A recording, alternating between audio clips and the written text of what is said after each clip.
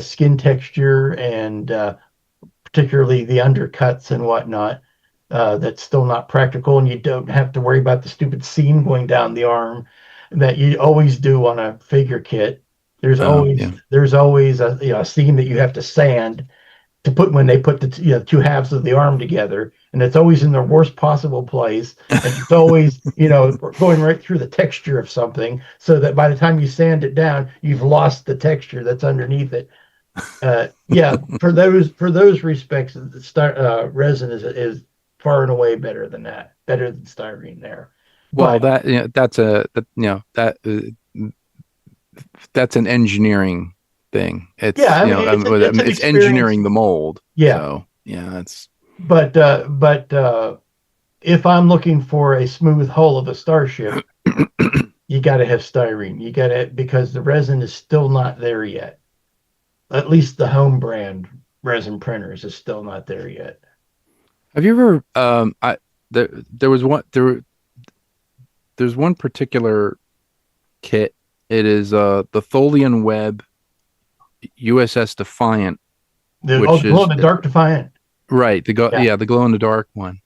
Did you ever build that? No, it's just the 18-inch Enterprise in glow in the dark plastic.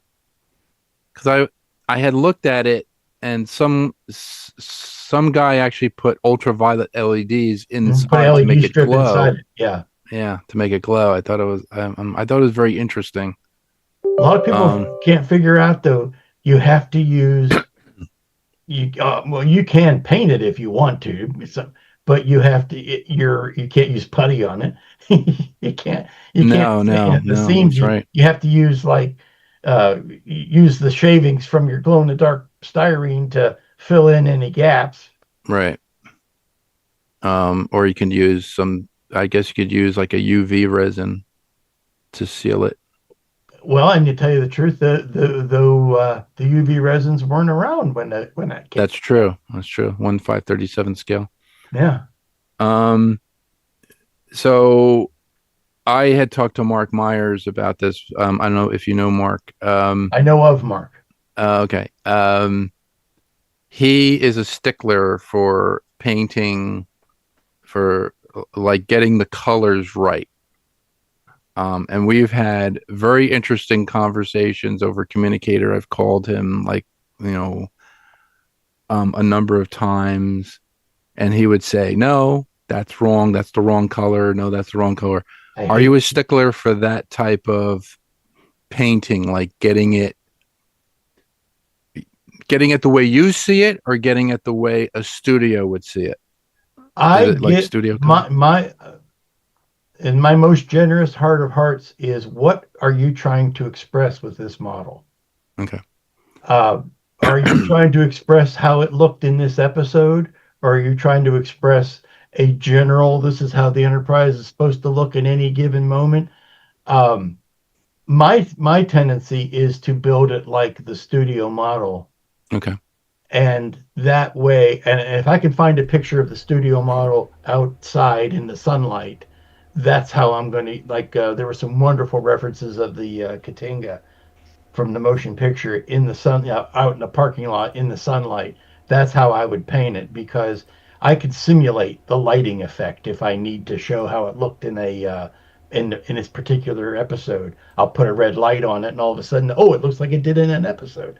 But Okay. I will never tell somebody that a color is wrong.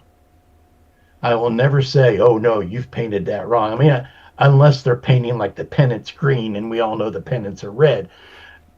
But I will never say that somebody is doing something wrong if that's what they want to do. Well, it depends on how you saw it. What color set you have? Did you have a black and white set at the time? Well, that's why I'm asking what your intention is. What's your intention? Yeah. So that you know. I've had people that um, because you can have conflicting references. Whether it's we're lucky in that there was one 11-foot Enterprise, and that's how it was painted, and but that's closer. Anything that was done in CGI, there's throw confetti in the air. That's what color it is Mhm. because it can change from episode to episode. It can change depending on what texture map they've got on it this week. Right.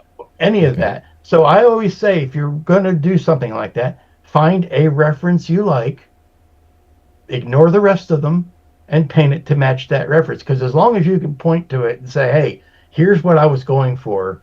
Here's my result," then the rest of it is just noise.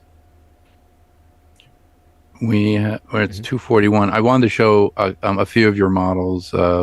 You can come back if you want to and show some more models if you want to. It's up to you, but if you want to show some of your models or show what you're working on, I think you were working on the ID4 Interceptor. Yes, I saw that. I watched that video. This thing, that's fantastic. That is it's my new roommate. I'd like to introduce my new roommate because he's going to start paying rent because he's so huge.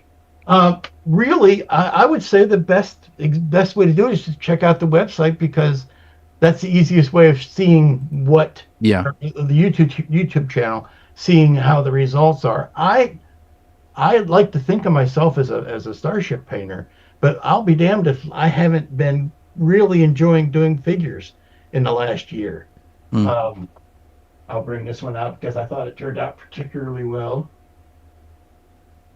Barf. Nice. That's nice. But I'm a big champion for, hey, if it's in the sculpt, anybody can paint. If I can paint that face, anybody can paint that face, because 90% of that is in the sculpt. All right. It's right there for you. I mean, it's not as simple as painting by numbers, but it's all there for you. If I were to now, this may take a little bit of setup here. I have. Is that the Cerritos? This is the Cerritos. They're from Lower Decks. But one of my grand joys is lighting kits. Mm-hmm. Oh, that's beautiful. Ooh. Now that is nice.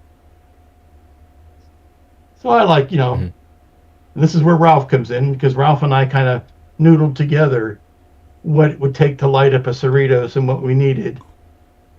And from that, we kind of said, okay, well, if you're going to put a lighting kit together, you don't have to worry about blinkies, because it didn't have any blinkies. It didn't have any because it was animated. They're not going to draw the light coming on and off, all the time. So it needs to have lights in the nacelles. It needs to have lights in the windows, and that's pretty much it. We're into spooky season, so Beetlejuice. Oh, very cool. Beetlejuice. But again, that's really cool. In the sculpt. That I saw this sculpt when I was over in Telford, over in England, and I brought this back in my suitcase. And if you don't think it got a few, if you don't think TSA had a few things to say about what's it, because it was a big shape. I mean, it was gray resin, and it was just this big shape wrapped in a sweatpants, and it's like, what is that? I said, well, that's my Beetlejuice, sir. And they went, what? So that I had to kind of explain that.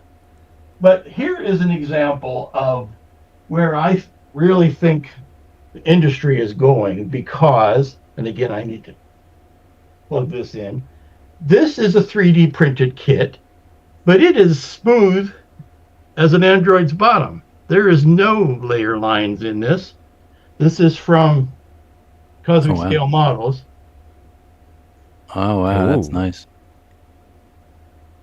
Now that is really cool. This is the type of stuff I like to do. I like to do clean scale or clean starships. Right. But that's Keith over at Cosmic Scale Models produces this. But this is a 3D printed kit, and you would never believe it. And it's resin. It's not FDM. Huh. You would never believe it looking at the side, because there are absolutely no layer lines in it. Wow. There is very little, if any, sanding on this needed before you start building. But he gets his stuff printed professionally. He's not using a home printer to do it. Oh. And as such, you get that layer of quality. Hmm. And the last one I brought out was something I like to do because it's a kind of a mix. It's a resin kit. Oh, I've seen that Ooh. one. It's a resin kit, That's pretty cool. but I remade the Kermit head. Oh, cool. I resculpted the Kermit head because the head it comes with, the mouth was closed on it, and I wanted an open mouth. Oh, So interesting. it's Nice. 90%. It's 90% the garage kit, and 10% me rebuilding the head. That pretty that cool. that reminds me of Prop Store of London. They had the Monachiwa Oh yeah, um the Monteshuans, yeah. Monachiwan the suits, and I never knew this, and there was a camera at the top Mhm. so that the operator could see where he was walking. Right. And I didn't know that. And then I had to go watch The Fifth Element again. And I'm like, there's the camera. Mhm. People just saw these little black dots. They didn't know what it was. It was a camera for them to actually see where they were walking. So they didn't could see bump where they were into going, stuff. yeah, because their heads are way down. Yeah. And they've got Yeah. the whole mechanics of that head to help them. I thought that was pretty cool. I was like, oh, okay. Yeah. So do you make props, or you don't do props, or? I have some props. That's not really my go-to. Okay. I mean, unless you, that's a good question. I'm looking around and I'm trying to think of, did I make any props? Are there props that you wanted? Oh Are there yeah. props that Show me a prop I don't want. Of course, the goal would be to have to have the bridge of the Enterprise in your back room, but there was a prop I almost literally pulled the trigger on, as I saw that somebody was selling a ZF1 kit. Oh, yes. The Zorg ZF1 kit. Almost did that. I have an unfortunate sickness in life, and that is, if I spend money for the high-end replica of something, it will guarantee a commercially available, much cheaper version will be announced within days. As soon as I bought from Jerry Anderson's company, I bought a replica Eagle, 22-inch Eagle. Stupid money for this replica. And it wasn't 6 months later that Round 2 announced 22-inch Eagle model kit. Huh? It's just the way it goes. That's just the way it goes. I did the same thing with whether was it custom replicas or whether it was done one of the big prop thing where they had a 350 Enterprise, and it's gorgeous. Did all had all the bells and whistles. Bought one of those, and that was like right before Round 2 announced their 350 scale Enterprise model kit. And it's like, so I'm wondering, I'm trying to figure out if I can actually use that power for good and buy some expensive replica, knowing that it'll force the general public to be able to get something like that. One of the things, one of my well, I mean, I have a couple of Grail props I wanted to get. I wanted to get the Omni from Voyagers.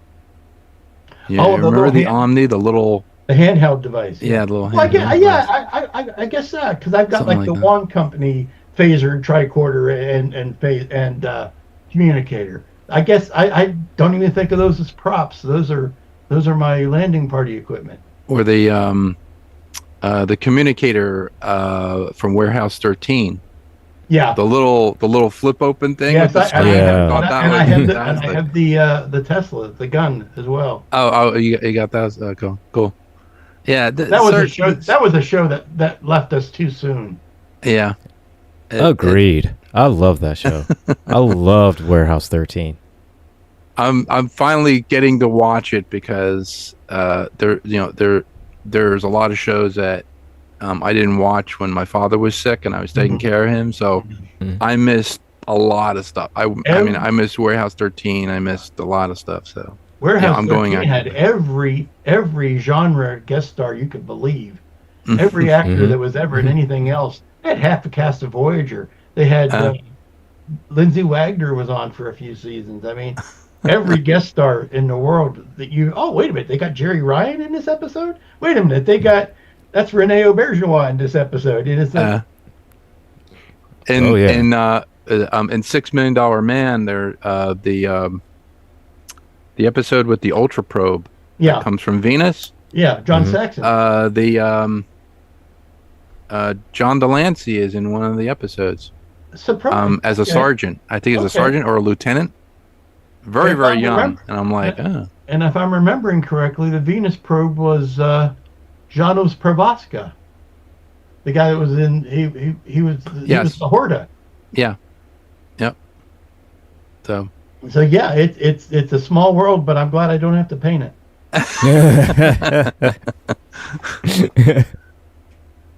I had been looking at I don't know if it was Prop Store of London, but somebody was auctioning off the actual $6 Million Man arm and the leg and then the eye. And I was like, oh, maybe I could. That would cost you an arm and a leg. Oh, there you go. But if you like Warehouse 13, then you need to be watching Eureka then too. Eureka, yeah. It took place in the same universe because they crossed over. Yeah. Eureka, that was funny. Yeah. I'm watching. Yeah, I'm watching Warehouse 13, and then I kind of flip over to Eureka, so I'm going back and forth now. So. Well, like I said, they did crossover episodes, so the characters. But it was kind of like an X-Files type of thing. They had the two FBI agents. Yeah. Yes. Absolutely. Yeah. They just saved the president and like going, why am I remanded to this warehouse? Well, we have to find these things. Yeah. By the way, this is the bullet that shot Lincoln or something like that. It's now. Yeah, or like the Houdini thing that would fall into her bag, and then I don't know why, and it tried to escape the warehouse, and I'm like, okay, it's X-Files meets Grimm meets well, and there's a whole TNT is doing the Librarian now, which is nothing but Warehouse 13. Yeah. I mean, and then now they're doing the new remake of Librarians. So, yeah. But also, if you're a fan of Warehouse 13, it is the single easiest 1-to-1 scale prop you can get. The purple nitrile glass latex gloves, or the nitrile gloves. You can buy those in any store. The purple gloves. It's like it's a screen. It's a prop, and you can start right there. It's a prop from a TV show. It's the purple gloves they wore. It has provenance. There you go. Yeah. Absolutely. Are there shows that you really shows that inspire you? Oh, the one thing I wanted to ask you is, when you're working on models, if you're working on a model from a particular film, do you listen to that soundtrack to inspire you? No. What? I usually have either because I'm an old man and I'll try to stay relevant, I listen to Top 40 radio. Okay. So I can hear what's being, what the kids are listening to. I like a lot of the new music. So I'll either have that going, or I'll have home improvement programs going on in the TV in the living room, just so I can hear people talking there. No, I'm kind of like that one thing. I'll find the one picture that I'm referencing, and I don't want to be distracted by, do you know that for the 4th season it was repainted to look like this, or they added this feature, or they took this. No, this is the thing I'm building right here at this one point. I don't want to get polluted by too many references. Okay. And I mean, I listen to, like, if I'm building. Oh, like if I'm building an enterprise, I'm humming the Goldsmith theme in my head, yeah. but I'm not listening to it, but Okay. it's All right. it's definitely in my head while I'm painting. Okay. We're at 4 minutes. Anything else you would like to tell anybody or No, I'll tell just say our listeners? Or? this was completely not what I was planning on talking about today. This has been great. This has been great. You're very easy Yeah, to shoot it's just breeze with. it's just a show just to talk about models and stuff like that. That's it. There's no political thing Oh going no, on here. it's none of that. It's Just- just that. I will. I wanted to keep that out of this whole thing. I don't care about political ideologies. I don't No, care about and that. the only thing that even gets close to politics is it's getting difficult to get models from China. Yeah. So that's why you see a lot Mhm. of people either raiding their stashes, or which is good. You need to clean out your stash. It's been in there long enough. Pull it out and Right. build it. But it's you pull your stuff out of your stash, or they're printing up new models for themselves, and because it's just supply isn't there like it used to be. Um, I did see Steve announced that the Vincents are coming back pretty soon. The black hole kit. Brown Oh, two the screen. Cygnus. The Cygnus. No, the what? Vincent. The Vincent. I'm sorry. The Vincents. Sorry. That's going to be the first. The Cygnus is Sorry. on the drawing board, but Vincent is the first re-release, and I can't wait to get onto that one. Ooh. I haven't built one of those since 80. But now That was. you can go to town with Let's see. Yeah, that was 8081. That was Message from Space. No, it was Black Hole. Black Hole, and yeah, I remember that. Yeah. But that was the old MPC kit, and nowadays you can put a functioning screen in there if you wanted to. Yep. You could put the functioning screen. You could do that. You could do Old Bob. I remember doing Old Bob. They never Man, did. that They was never a hard. did a kit of old Bob, but I don't know how you'd really have to bash it up because I did. mean, it had the same basic parts, but the eyes were even different, and the head, the garbage can lid was all crushed in.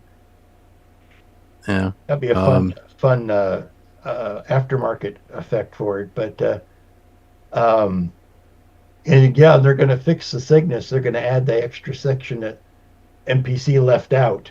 Oh. There's like a section of hull that repeats, and so they're going to add that tooling to the kit to make it the full length version of the Cygnus. Nice. Okay. Did you see the Cygnus that was at IPMS Nationals this year? Yes, I saw. I saw that one. That was. It was 3D. I think the printed? girder work was 3D printed. I know that. Yeah, it was 3D printed, But but it it was was all- also over a clear infrastructure to light Right. it up. But I saw that that was at Wonderfest, and then it was also at the Nationals. But yeah, I mean, again, that's a subject that cries out for 3D printing, is just because you can print that girder work, something Yeah. like that, or the Valley Forge would Oh yeah. cries Valley out Forge. for printing like that because of the girder work. Yeah, we had talked about that model here. I think a year ago. I built that thing. Really? Yeah. You built that kit with The 40 inch. It's about 40 inches long. More Wow. than that, it's brass, and what was called was early 3D printed. The lattice work in between it. Back when they were calling it growing them instead of printing them, the parts were growing. Yeah, the movie is on YouTube, so you can watch it on YouTube. So when I was watching on YouTube, I was watching it on my on like my big set, Mhm. and I'm watching. I'm like, oh look, there's a Greebly that fell off of one of the domes, and they Mhm. showed it, and I was like, they probably didn't have crazy glue at that time, they had 5-minute epoxy because if you watch the Star Wars documentary, it's like a 5 or 7 part documentary on Disney Plus. It's called Light and Magic. Right. Lauren Peterson was the one who introduced Crazy Glue to the guys in the model shop. I don't think it was called Crazy Glue at the time. It was called Eastman. Yeah, it was used for surgery, for surgical glue. Right. Mm-hmm. And it was called Eastman, 90 or 190, Yeah, something like that. name, But but he said, "Hey, everybody, come here." He stops and he took a pencil and he put the little drop on it. He took his hand off the pencil and the pencil just stayed where it was. And they said, "What is that stuff? We need that stuff in the model shop." And then everything was history. It's like they were using 5-minute epoxy for everything. This was before the guy was hanging by his hard hat. Well, hey, go back and watch Silent Running. The drones change from shot to shot. The same robot changes from shot to shot as far as details that have fallen off the suit or have been put back or whatever. It's amazing. The continuity on it is crazy. The robot costumes alter from scene to scene. Yeah, I was like, how did they do that? Like, how did they do that? And then I was like, oh, there were Vietnam amputees. One of the actress who was in can't remember which one of the three. She was a guest at Wonderfest last year. But a lovely woman, Christy. But I can't think of her last name. Yeah, she was just a child at the time, really. Wow. But it's these things that were never meant to be freeze framed at HD resolution on a 100-inch screen. No, you were never meant to see that detail. It was meant to go by like that and disappear from memory forever. So it's always astounding to me when you get people like Steve Neal, who will make something for camera and it's made for camera, and he will tell you this is made for camera.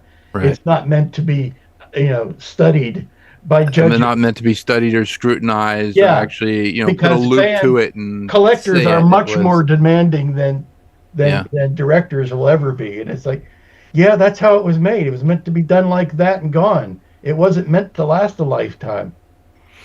Yeah. I had seen that the original dome, the dome at the end of Silent Running, I think where Huey is inside the dome and he's tending all the plants. That prop went on. I think it went on auction. Minimum starting bid was $650,000 for that. That was I'm gonna say 27. I don't know if it was 24 inches in diameter. I think it was almost 36 inches. I'm imagining he was 24 or 36 because I'm thinking they would get a standard size that would be available to them. Right.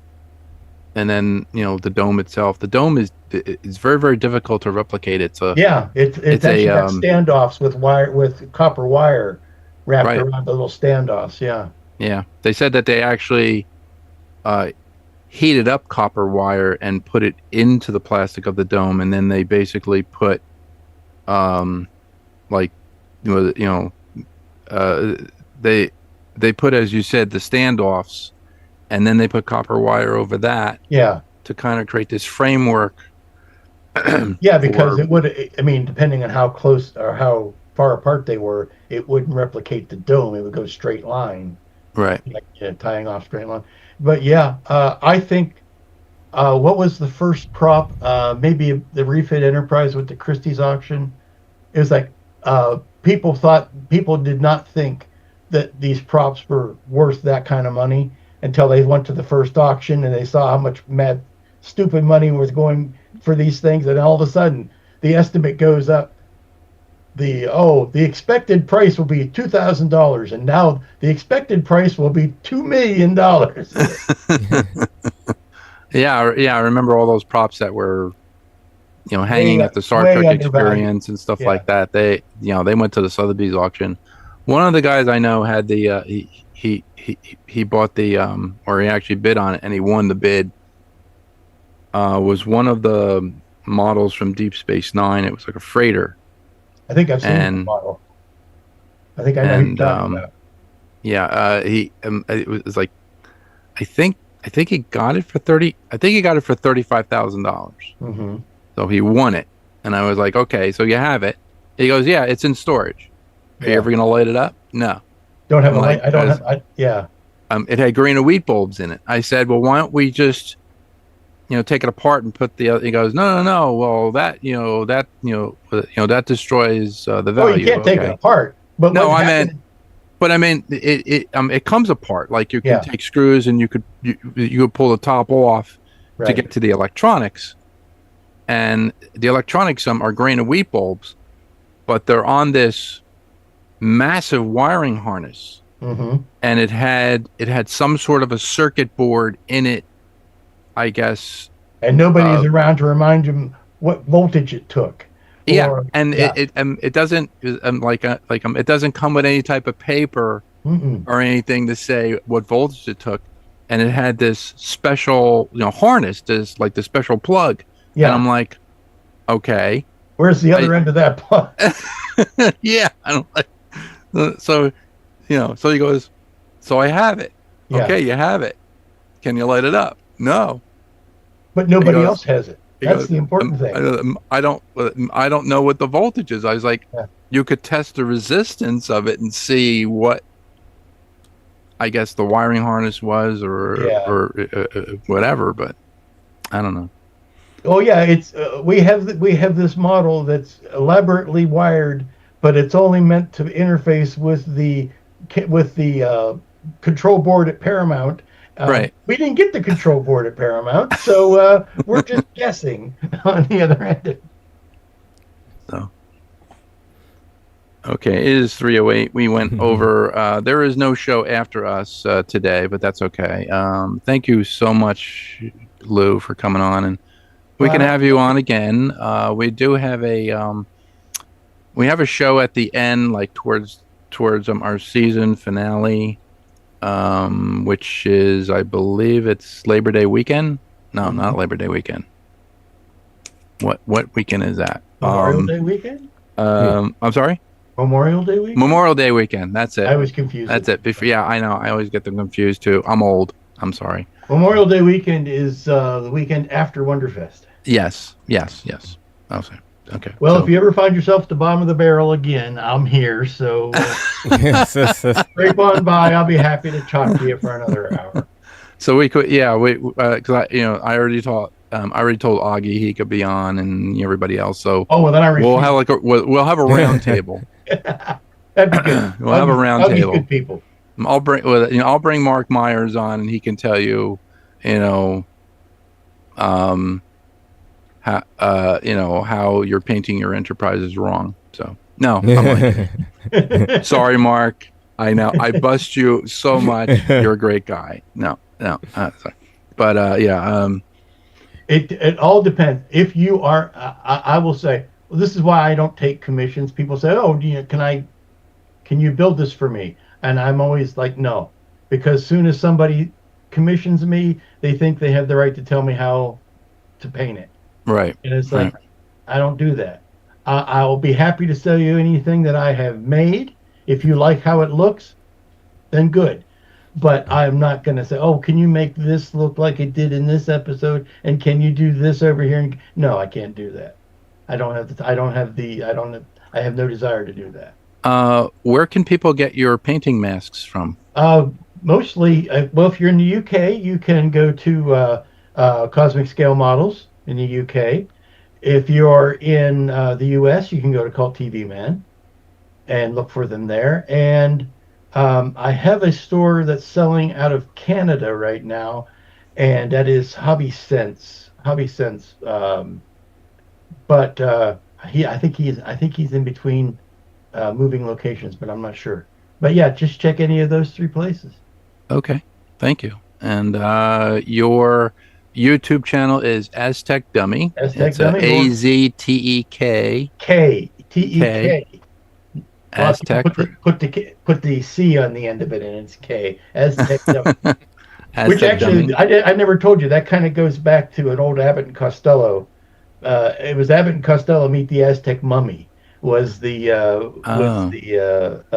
movie. But then this also, I started this about the same time that those like PC for Dummies, or Car Care for Dummies, those For Dummies catalogs came out. So I was kind of infused with Aztec for Dummies. So that's where Okay. Aztec Dummy came from. Got it. Now we know. Now you know. All right. The more you know. And now you're a richer person for it. Thank you so much for coming on today. This has been Model Citizen. I'm your host, George Dayer. Printmaster James is fired for this week, but he might be rehired next week. We don't know. And also the angriest of IT nerds, Gilbert Floyd. Thank you so much for putting up with my BS and my shenanigans and everything else. And he's the only guy who keeps this show going. So we also want to thank Lou DeMasso for being on today. And we also like to thank our sponsors, Tenant Controls, tenantcontrols.com, and AAA Hobbies in Magnolia, New Jersey. If you cannot get to their Magnolia, New Jersey store, they do have an online store called megahobby.com. And also a shout out to the Star Trek set tours in Ticonderoga, New York. Mark Myers will be there, and also I believe it's a William Shatner weekend. That will be November 20th. I have to check I think it's November 20th. Get my calendar here. It's going to be, November 21st, 22nd, and 23rd. At Ticonderoga. I believe that's in Hague, New York. But you can check. You better get your collective keisters over there and get a reservation. And you can see William Shatner as well as Mark Myers there. You can talk with Mark, and he will tell you how to paint. The Seaview, if you're working on the 39-inch Seaview, which I am, and he gave me some very expert painting advice, which I have to follow, but I have to basically finish the Rat Bat Spider first before I can do any type of modeling. So, all right. So this has been Model Citizen. I'm your host, George Dayer, and we are done for today. So thank you, guys. Thank you.